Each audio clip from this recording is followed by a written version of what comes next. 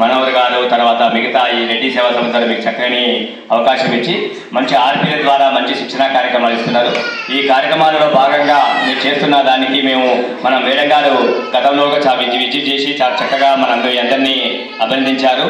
మీ గురించి ముఖ్యంగా ఇది ఇంతకుముందే మాట్లాడారు మీ కోఆర్డినేటర్ గారితో ఎలా ఉంటే బాగుంటుంది, ఎలా చేస్తే బాగుంటుంది, ఇంకా మీకు అభివృద్ధి చెందాలన్న మీద దాని మీద నేను మాట్లాడకంటే ముందు ఈ యొక్క ఏం చేస్తున్నారు ఎలా చేస్తున్నారని మీద మన లింగప్ప గారి కోఆర్డినేటర్ మాట్లాడుతుందిగా కోరుతున్నాను.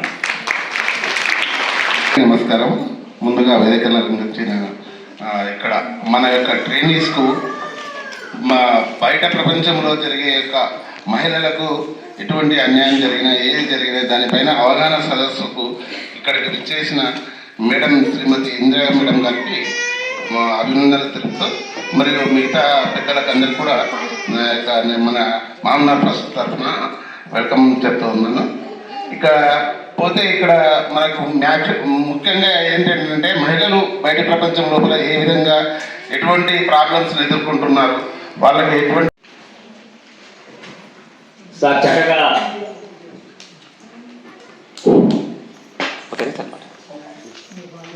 ఈ కార్యక్రమాన్ని గురించి ముఖ్యంగా మీ కోఆర్డినేటర్ కార్యక్రమం గురించి కాకుండా ఈ రోజు చేసిన ముఖ్య ఉద్దేశం సీనియర్ ఆర్పీ లాస్ట్ టైం మంచిగా ఎక్స్ప్లెయిన్ చేశారు. ఎవరైనా ఒకరు ఎక్స్ప్లెయిన్ చేస్తే కోరుతున్నాను. ఆర్పీ రిసోర్స్ పర్సన్ ఏమేమి చేస్తారు, ఎలా ఉంది మీ ఎక్స్పీరియన్స్ ఏంటి, కొంచెం ఇంకా ఉన్న అందరకు వస్తుందా? అందుకంటే ముందు ఎవరైనా పార్టిసిపేట్స్ మీరు ఎందుకు వచ్చారు ఇక్కడ అనేది మీద ఒకసారి వినాలనుకుంటున్నాం. మేము ఎవరైనా మాట్లాడతారా ఇక్కడ?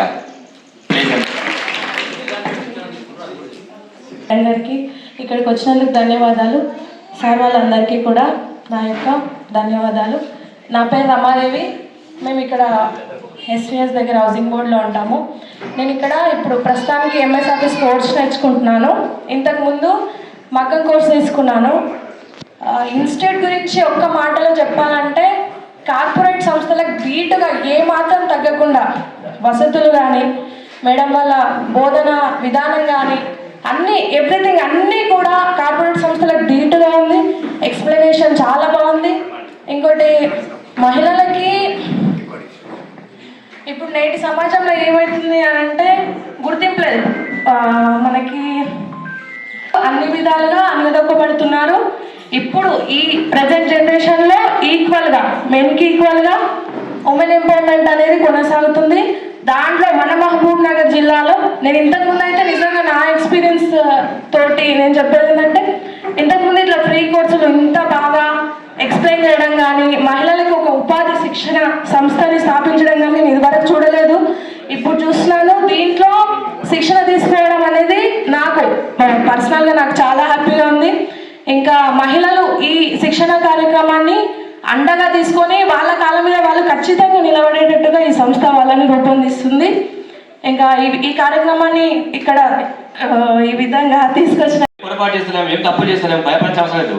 ధైర్యంగా చెప్పండి. ఇంకా మన తెలంగాణలో ఏముందంటే నీ పేరు ఏదంటే సార్ నా పేరు అని ఎక్కిపోతారు.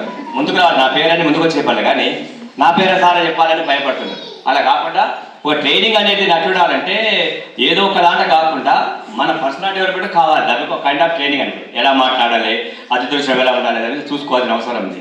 కాబట్టి చాలా చక్కగా మాట్లాడమ్మా. అంటే ఉద్దేశాలు మీరు ఇంతకుముందు ఒక గృహిణులుగా ఒక రకంగా మీరు ఉండే చేస్తున్నారు. ఇప్పుడు మీరు ఒక మంచి ఒక సెల్ఫ్ ఎంప్లాయ్మెంట్ రూపంలో ఉద్యోగాలు చేసుకోవడానికి మేము అది మీ సార్ అంతా సాక్షి చేస్తున్నారు. ఎక్కడెక్కడ మీరు పెట్టాలని అంటే మీరు ఇంకొక వ్యక్తిగా మారడానికి అవకాశాలు ఉన్నాయి. ఒక మంచి ట్రైనర్గా ఒక మంచి పద్ధతికి ఉపయోగపడే విధంగా జరిగి ప్రయత్నం చేస్తారు. కాబట్టి అది మంచి అవకాశం. ఒక ఆర్పీ గారు మాట్లాడితే మేము మాట్లాడిన తర్వాత రిసోర్స్ పర్సన్ అంటే గతంలో మీరు ఎన్ని సంవత్సరాలు చేస్తుంటే ఎంతమంది సక్సెస్ అయ్యారు? Trainer, resource person, trainer. మేము రిసోర్స్ పర్సన్ అంటున్నాం. మేము ఎంత ఉంటాం కదా. ఈ మేడం గారు మనకు సీనియర్ సివిల్ జడ్జి, తర్వాత సెక్రటరీ డిఎల్ఎస్ అని న్యాయ సేవా సదనం అని ఒకటి మన డిస్ట్రిక్ట్ కోర్టులో ఉంటుందమ్మా. ఒక మేడం జడ్జిగా దానికి ఉంటారు, సెక్రటరీగా ఉంటారు, జిల్లా జడ్జి దానికి చైర్మన్గా ఉంటారు.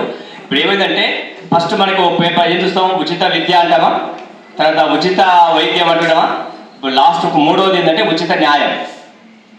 ఏంటది?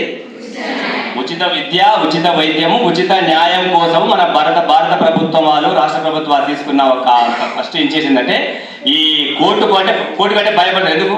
అమ్మ పూట ఆ లాయర్ల ఫీజు కట్టుకోవాలి, లేకుంటే పైసలు అవుతుంది, ఖర్చు అవుతుంది, టైం అవుతుంది అని పెద్ద పెద్ద అనుకుంటాం కదా. అవన్నీ జరగకుండా ఉండాలంటే బీద వాళ్ళ కోసము ఎవరికైతే నిజంగా న్యాయం కావాలనో వాళ్ళకి ఆర్థిక స్తోమత లేకుంటే మీకు ఏ చిన్నదానికైనా పెద్దదానికైనా ఏ దానికైనా మీరు ఎప్పుడైనా న్యాయ సేవా సదన కోర్టులో ఉంటుంది కాదు ఉంటుంది.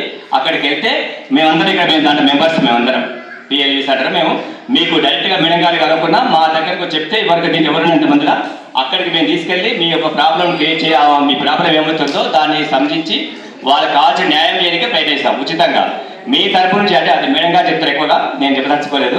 అంటే మీకు ఎలాంటి సమస్యలున్నా ఏదైనా కుటుంబం కానీ భూమి ఎక్కడ ఏ సమస్య ఉన్నా న్యాయపరమైన మీ సలహాలు సూచనలు తర్వాత న్యాయం పొందాలి అంటే మాత్రం తప్పకుండా న్యాయ సేవా సమితికి మీరు ఆశ్రయించితే తప్పకుండా మీకు సత్వర న్యాయం తొందరగా జరుగుతుంది, లేట్ కాకుండా. కోర్టు అంటే మీద చాలా సంవత్సరాలు పట్టదు, మీకున్న టైం బట్టి తొందరగా చేయడానికి అవకాశం ఉంది. ఆ విషయం మేడం గారు చెప్తారు. అందుకంటే ముందు మనకి ఇక్కడ senior retired diet college principal గారు ఉన్నారు, మన శివన్న గారు. అతను చాలా మంది అతని స్టూడెంట్స్ అందరూ టీచర్ చాలా మంది అయ్యారు. ఆ టీచర్ మీకు గురువులుగా ఉండొచ్చు. ఆ సార్ గారు మాట్లాడాల్సిందే కోరుతున్నాను. Senior civil judge and secretary madam గారు, మరి ఇక్కడ కోఆర్డినేటర్ నిజంగప్ప గారు, మరి రెడ్డి సంఘం ప్రతినిధిగా వచ్చినటువంటి కోటేశ్వర రెడ్డి గారు, హనుమత్ గారు, మనోహరరావు గారు, అరుణ మేడం గారు, నాగభూషణ్, మరియు ఇక్కడ చంద్రశేఖర్ గారు, ఇక్కడ ఉన్నటువంటి రిసోర్స్ పర్సన్స్, ట్రైనర్స్, అదేవిధంగా ట్రైనీస్ అందరికీ కూడా నా యొక్క హృదయపూర్వక నమస్కారాలు. అయితే ఇక్కడ వచ్చినటువంటి ముఖ్య ఉద్దేశం ఏంటంటే మీ లోపల న్యాయ సేవకు సంబంధించిన అంశాలను పరిచయం చేయడం ఉద్దేశం ఉంటుంది. ఎందుకంటే ఇప్పుడు మనం చంద్రశేఖర్ సార్ చెప్పినట్లు ఉచిత న్యాయము మనకు లభించే అవకాశం ఉన్నప్పుడు మీరు దాన్ని సద్వినియోగం చేసుకోవాలి. మరి అదేవిధంగా మీరు ఇక్కడ శిక్షణార్థులుగా ఇక్కడ రావడం చాలా సంతోషం.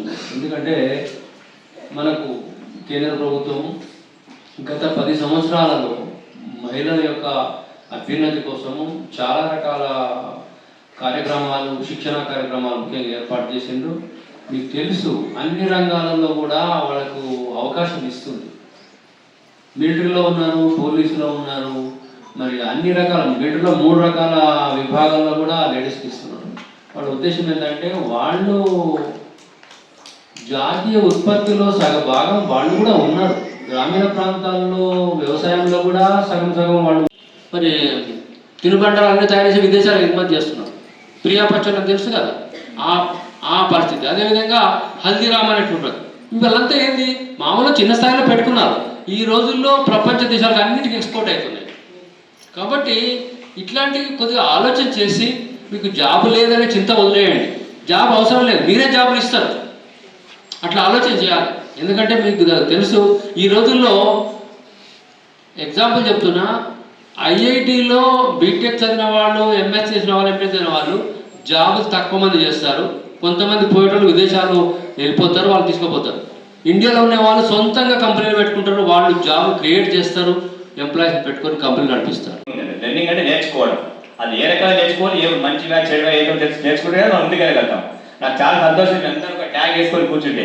అవి లేనప్పుడు ఎలా ఉంటే ఇంటికాడ ఎన్నో మామూలుగా కూర్చొని ఊడ్చుకుంటూ కూర్చునే ఉన్న వాళ్ళు ఇప్పుడు మీకు ఒక మంచిగా తయారయ్యి ఒక ట్యాగ్ వేసుకొచ్చి ఒక ప్రొఫెషనల్గా మీరు కనిపిస్తున్నారు. Very happy to see. మొత్తం గట్టిగా చెప్పగలుగుతారు. అంటే దట్ కాన్ఫిడెంట్, అంటే నేను ఒక చేయగలను అంటే మీ లోపల వచ్చేసింది అన్నట్టు ఆ బిహేవియర్. గుడ్. ఇప్పుడు మన సీనియర్ ఎక్కువగా మనకు పెద్దవాళ్ళు కదా, వృద్ధులు ఉండరు కదా మీకు అందరికీ. కాబట్టి వాళ్ళ కోసం సపరేట్ ఒక అసోసియేషన్ పెట్టుకొని మన జిల్లా లోపల వృద్ధుల సీనియర్ సిటిజన్స్ అని ఒక అసోసియేషన్ పెట్టుకొని వాళ్ళ బాధలు, వాళ్ళ సాధక బాధకాలు మాట్లాడుకుంటా, వాళ్ళ బిడ్డ ఏమన్నది, కోడలు ఏమన్నది అని కూర్చొని మాట్లాడుకుంటారు. అప్పుడప్పుడు దానికి సెక్రటరీగా పనిచేస్తున్నారు నాగభూషణ సార్ గారు. అంటే రిటైర్డ్ ఎంప్లాయీస్ ఉన్నారు, ఎవరైనా 60 సంవత్సరాల దాకా ఎవరైనా సీనియర్గా వాళ్ళకు ఉన్నారు. కాబట్టి దానికి సంబంధించి మీరు ఎలా ఉండాలి, ఎలాంటి చేయాలి, మీకు బాధ్యత మీద మన నాగభూషణ సార్ గారు మాట్లాడారు.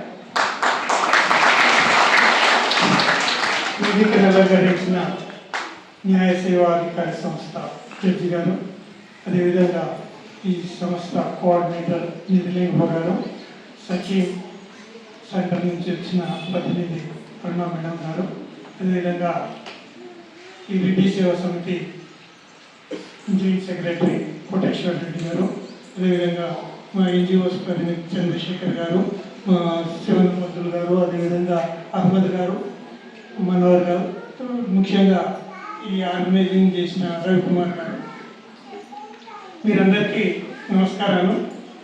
సార్, ఇప్పుడు చట్టాల గురించి మేము ఎక్కడి నుంచి వచ్చినామంటే న్యాయ సేవాధికార సంస్థ నుంచి వచ్చినాం.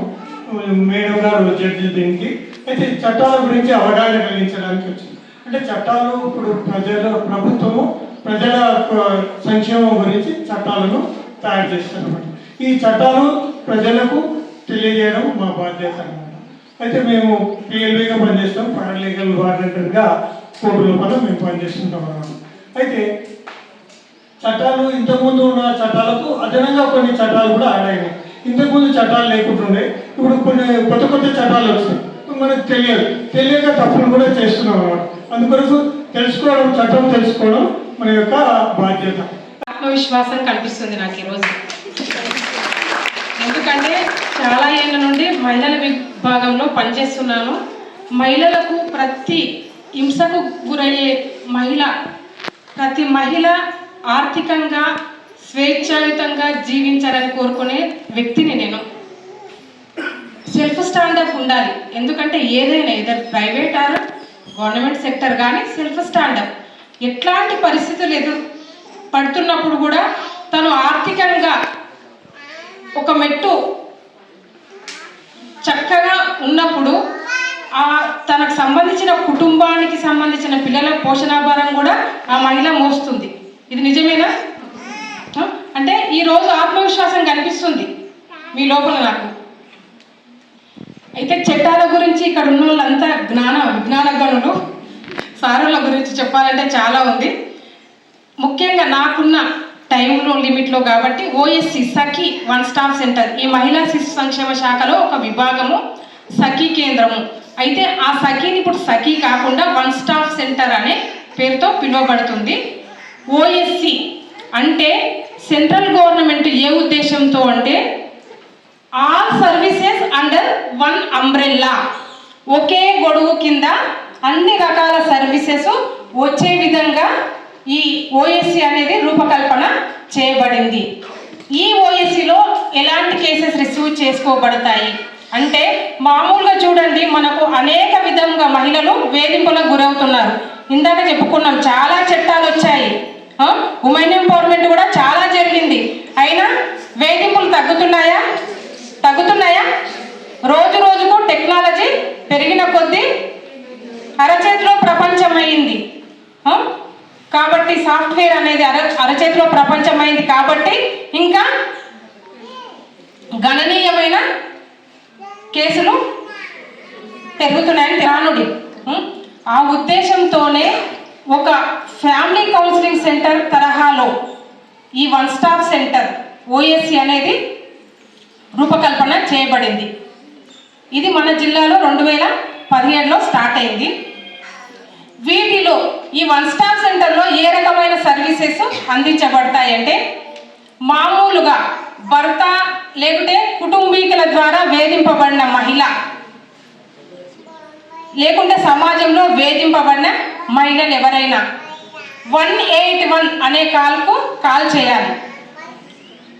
ఇప్పుడు టోల్ ఫ్రీ చెప్పారు 1930 అని ఒకసారి చెప్పారు, 1456 అనేది సీనియర్ సిటిజన్ అది చెప్పారు, 1098 అని చిల్డ్రన్ సంబంధించిన అదే విధంగా మహిళలకు సంబంధించి నెంబర్ ఏది టోల్ ఫ్రీ 181. అంటే మనకి ఎలాంటి కాస్ట్ ఉండదు.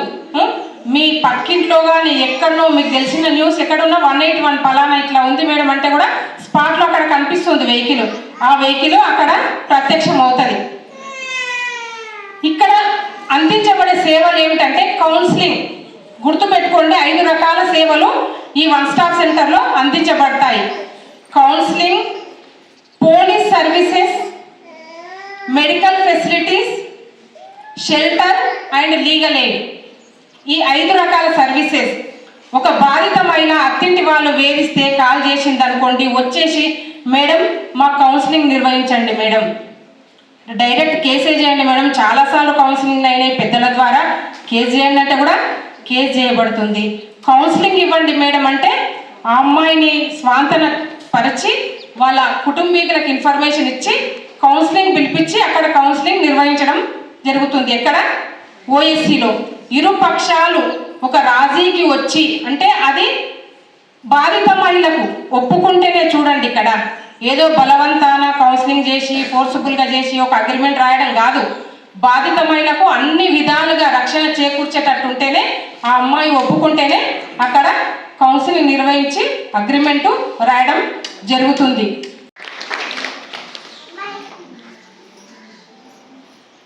పాలమూరు రెడ్డి సేవా సమితి కోఆర్డినేటర్ గారు లింగప్ప గారు, కోటేశ్వర రెడ్డి గారు జాయింట్ సెక్రటరీ గారు, అరుణ గారు, నాతో పాటు వచ్చిన పారాలీగల్ వాలంటీర్స్ అందరికీ, ప్లస్ ఇక్కడికి వచ్చిన మహిళలందరికీ నమస్తే.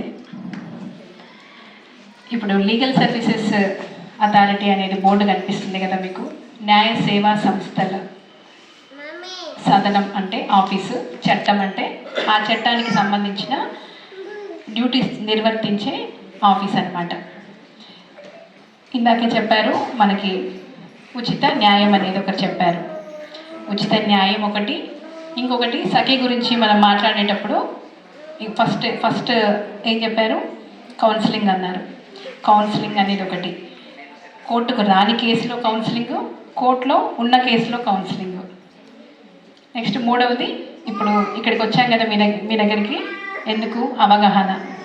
అవగాహన కల్పించడం అనేది ఒకటి. ఈ మూడు ముఖ్య ఉద్దేశాలతో ఈ న్యాయ సేవా సంస్థల చట్టం అనేది ఒకటి వచ్చింది. మరి ఈ 3 ఆబ్జెక్ట్స్ తెలిసాయి. లీగల్ ఎయిడ్ అనేది కూడా అర్థమైపోయింది. మనకి రాజ్యాంగం ద్వారా వచ్చిన ఉచిత న్యాయం పొందాలి అనే రైట్ ఒకటి. మరి అవగాహన అనేది ఈ చట్టాల గురించి. మరి చట్టాల గురించి ఇప్పుడు దాదాపుగా ఉమెన్కి సంబంధించిన చట్టాలన్నీ కూడా చెప్పాలనుకున్నాం. కానీ ఈ జనరల్గా జరిగేవి, ఉమెన్కి సపరేట్గా జరిగేవి అనేది మనకి ఒక 498A ఒకటి, డీబీసీ యాక్ట్ ఒకటి, రేప్ కేసెస్ అనేది ఒకటి ఉంటుంది. మనం ఆ రేప్ కేసెస్ గురించి మాట్లాడాల్సిన అవసరం లేదు. మరి ముఖ్యమైన చట్టాలు ఏమున్నాయి ఉమెన్ కంటే? డొమెస్టిక్ వైలెన్స్ యాక్ట్, గృహహింస నిరోధక చట్టం, ఇంకొకటి మనకి అన్ని శిక్షలతో పాటు కూడినటువంటి పుస్తకంలో డౌరీ హరాస్మెంట్ అనేది ఒకటి ఉంటుంది. మరి ఈ 2 మాత్రమే ఎందుకు చెప్తున్నామంటే ఒకదానికొకటి ముడిపడి ఉన్నాయి. మరి 498A అనేది ఎందుకు పెడతారు? పోలీసుల దగ్గరికి ఎందుకు వెళ్తారు అంటే, ఒక రకమైన హింస జరిగినప్పుడు, డౌరీ హెరాస్మెంట్ వల్ల వచ్చినప్పుడు, లేదంటే ఇంకా ఏదైనా ఆస్తి తీసుకురా అని అన్నప్పుడు గృహహింస 498A డౌరీ హెరాస్మెంట్ కేసు పెట్టేవారు ఇదివరకు. మరి ప్రతి విషయంలో కూడా ఒక వైఫ్ పోలీస్ స్టేషన్కి వెళ్ళినప్పుడు మళ్ళీ ఆ సంసారం అనేది వెంటనే గారికి చెప్పని కూడా కదా.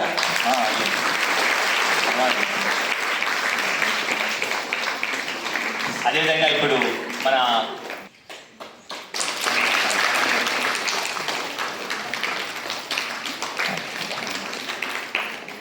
అన్నకుంటా ఇప్పుడు అరుణకు చెప్పండి.